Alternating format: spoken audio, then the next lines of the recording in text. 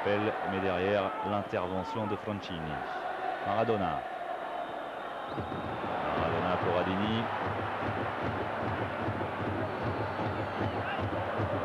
Kripa repique dans l'axe, l'intervention, Kripa récupérée, Kripa il va pouvoir se mettre en position de frappe et ça touche les montants de Stefano Tacconi. Quelle action de Massimo Kripa, c'est peut-être pas terminé. Maradona, et ben voilà l'ouverture du score du Napoli qui n'avait pas le ballon depuis le début de la rencontre, mais sur une bonne percée de Massimo Kripa, c'est Diego Armando Maradona bien sûr. C'est presque une évidence qui ouvre le score pour le Napoli. Il était là, il était présent exactement à l'endroit où il fallait.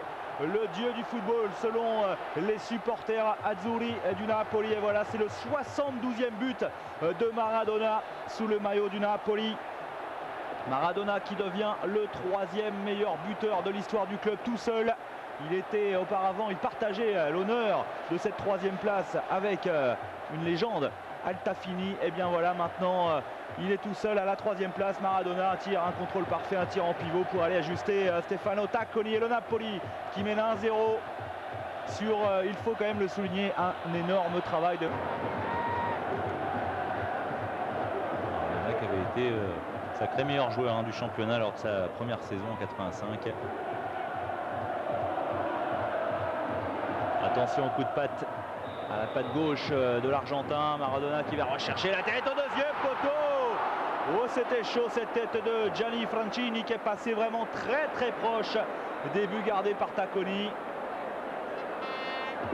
Lui aussi un ancien du club rival de Turin, du Torino. C'est la tête de Francini qui était vraiment bien se matcher à ces deux matchs. Et bien là, à chaque fois, évidemment, on revoit les images de la dernière Coupe du Monde. Concéder un coup franc comme ça, pas très loin des buts de Tacconi, c'est s'exposer également à un gros danger. Parce que Maradona, évidemment, il est très à l'aise dans ce genre de situation. De l'Argentin, ben voilà le deuxième but du Napoli et le doublé de Diego Armando Maradona. Quand on vous disait que Sampaolo grondait ne vivait que pour cet homme, on comprend pourquoi bien sûr Maradona avec ce coup de patte. On parlait des buts qu'il marque avec le Napoli, c'est quand même le 73e en 6 saisons et encore celle-ci n'est pas terminée. C'était assez lointain mais il est diablement précis pour aller se loger exactement à côté du poteau de Tacconi et hors de portée du gardien de la Juve.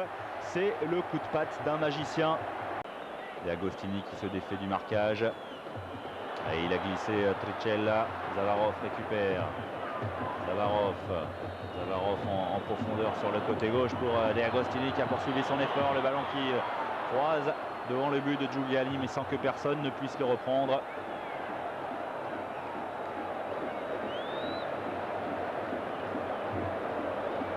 Et Maradona qui a déjà terminé une fois meilleur buteur du championnat. C'était en 88 avec seulement 15 réalisations. Là, la Lazio, comme vous voyez, pas forcément hyper facile. Allez, le voici justement, Antonio Caraca. Et regardez comment on a du mal à lui prendre le ballon avec Maradona. Maradona, Caraca, un duo magique. Maradona qui est entré dans la surface. Il va rechercher la tête de Caraca. Il a mis la main, le Brésilien. Il a mis le main. Ah ouais, c'était une influence. On va pas faire de mauvais esprit. Mais là, il aurait pu prendre un carton pour ce geste. C'est vrai qu'il était ici grossier. Vous voyez, 40 buts en 85 matchs. Le tout en presque 3 saisons, puisque la 3e n'est pas terminée. Se placer pour frapper cette balle. Le meilleur buteur de la Juve cette saison.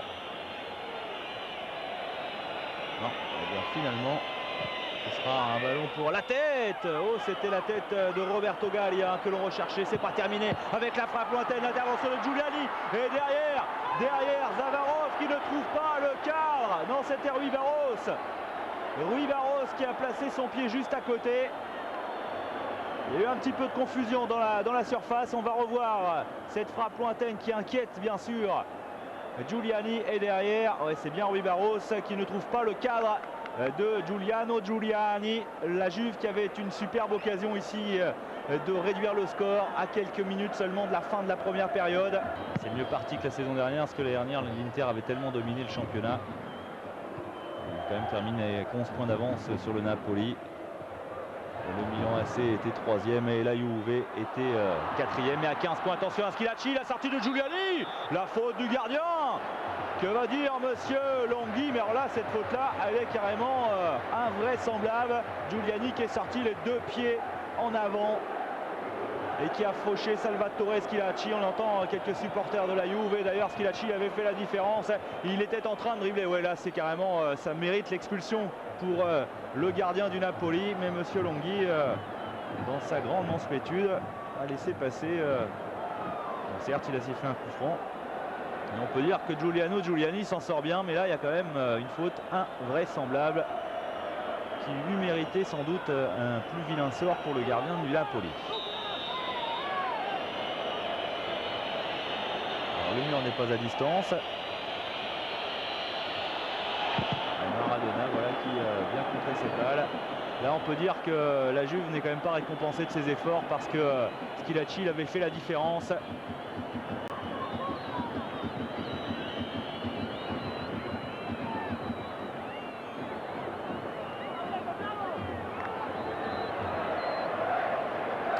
Quand même largement sur la gauche ce coup franc. Maradona évidemment avec son pied gauche aura un peu moins de solution, mais il a une telle précision dans cette patte gauche, l'Argentin, que Stefano Tacconi sait qu'il va devoir faire très attention. Ouais, ça passe à côté.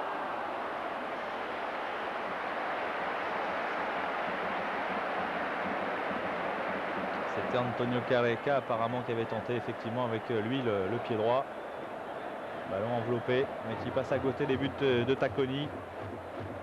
Maradona va peut-être aller chercher la tête d'un de ses partenaires. Vous avez vu avec quel soin il prépare ce ballon, il pose ce ballon, prépare ses appuis. Un ballon qui traîne dans la surface et une faute. Il y a une faute de la part de Marco Baroni. Le nouvel entrant.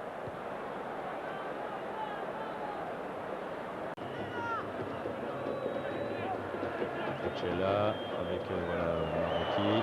Il a un tout petit peu de champ. Marocchi va aller provoquer la défense. Marocchi en profondeur, rechercher Schillaci. Et derrière, Rui Barros s'accrocher dans la surface. Et ben voilà, penalty sifflé par monsieur Carlo Longhi.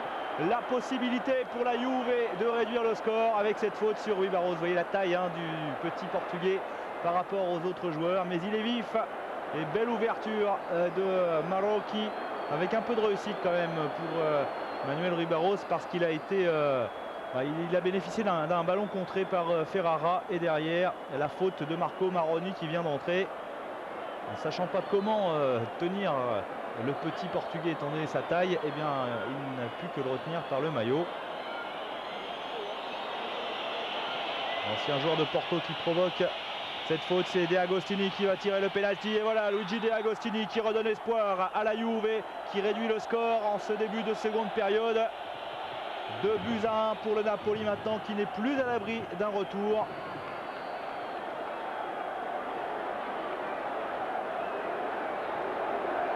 J'ai l'impression que c'est De Agostini qui est allé protester auprès de l'arbitre de touche.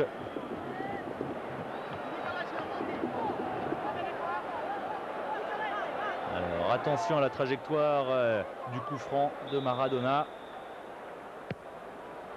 Il est bien tiré. Oh, quelle occasion et quelle parade de la part de Stefano Tacconi. Quelle occasion, et c'est encore un Gianni Francini qui est venu mettre sa tête. Mais là, Tacconi a réussi un arrêt exceptionnel. Arrêt réflexe, arrêt magnifique, mais quel coup franc. Et comme il est bien dosé, la tête de Francini à bout portant sur Tacconi qui a réussi à dévier cette balle. Ce sera encore un corner. La réaction de l'équipe de Naples ne s'est pas fait attendre.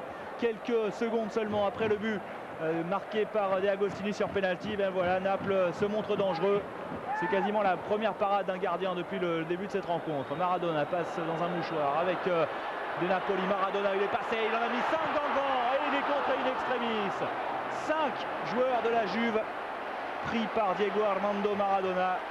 Quelle vivacité, quelle tonicité chez ce joueur. Alors, regardez, hop. C'est vrai que De Agostini évite la faute et il y a le bon retour de Trichella aidé par Bonetti pour mettre ce ballon une nouvelle fois en corner. Ça chauffe en ce moment sur la défense de la Juve.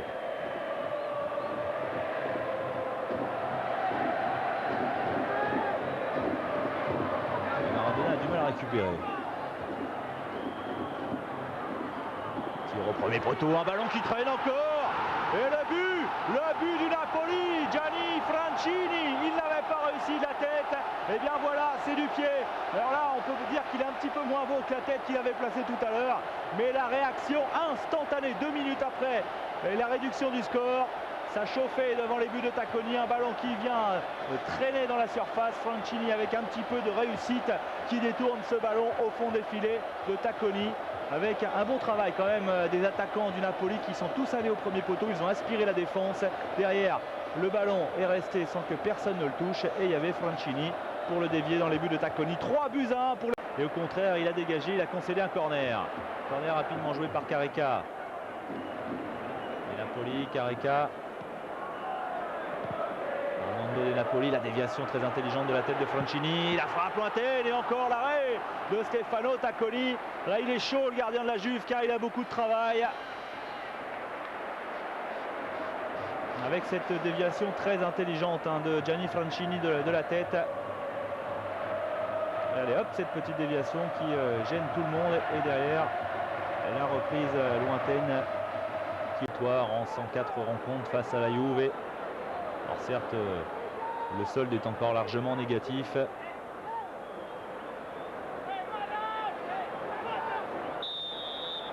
Maradona qui s'élance. Maradona, ça passe au-dessus. Assez rare qu'il ne cadre pas. Maradona, mais là, c'est passé au-dessus des buts de Tacconi. Peut-être un petit peu précipité dans sa façon de tenter le... Corradini qui a récupéré. Francini. En profondeur pour Careca, attention à la pointe de vitesse du Brésilien, Careca qui se présente face à Tacconi et l'arrêt de Tacconi, c'est pas terminé, le poteau trouvé par Antonio Careca. C'était étonnant quand même que l'on n'ait pas encore vu le Brésilien à la fête, mais c'est pas terminé. Maradona qui va les provoquer. Bon travail de Sergei Aleinikov qui s'est pas laissé abuser par l'Argentin. Et Careca en 2 temps, il a bien failli aller marquer le 4e but du Napoli. Tacconi il aura quand même réussi de très belles parades dans cette rencontre. Autant il n'a pas eu beaucoup de travail, bien qu'il ait encaissé 2 buts en première période, autant il en a eu beaucoup plus de travail en seconde et il n'en a encaissé qu'un finalement. Encore un ballon récupéré au milieu de terrain. Maradona à lui seul, là il est capable d'aller faire la différence. Il préfère jouer en appui, peut-être un petit peu émoussé physiquement Diego Maradona, on l'avait vu tout à l'heure avoir du mal à récupérer.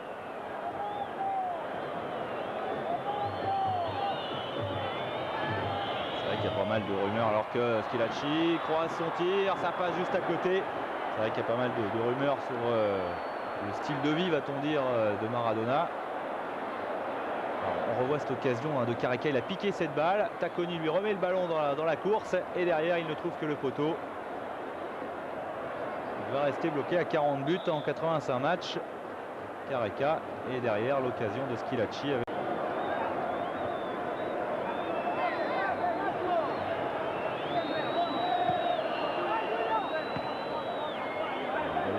Sa défense dégagée, Giuliani, et derrière le ballon qui sort. Le temps réglementaire évidemment est terminé. Et Naples qui s'achemine vers une victoire somme toute assez facile, 3-1. Voilà Monsieur Longhi qui siffle la fin de cette rencontre. Une rencontre dominée par Diego Armando Maradona et ses 2 buts, plus sa passe décisive sur corner. 3-1 pour le Napoli. Dino Zoff le sait, le titre s'est envolé. Maintenant, eh bien, le Scudetto va se jouer entre le Napoli et le Milan AC qui a gagné donc à Lecce 2-1. Le Napoli a gagné 3-1 face à la Juve. C'est un rival qui est écarté de la course au titre. Et le Napoli qui doit quand même cette victoire très largement à un très grand Maradona, auteur des 2 premiers buts. Vous voyez les statistiques avec quand même 14 tirs au but pour le Napoli contre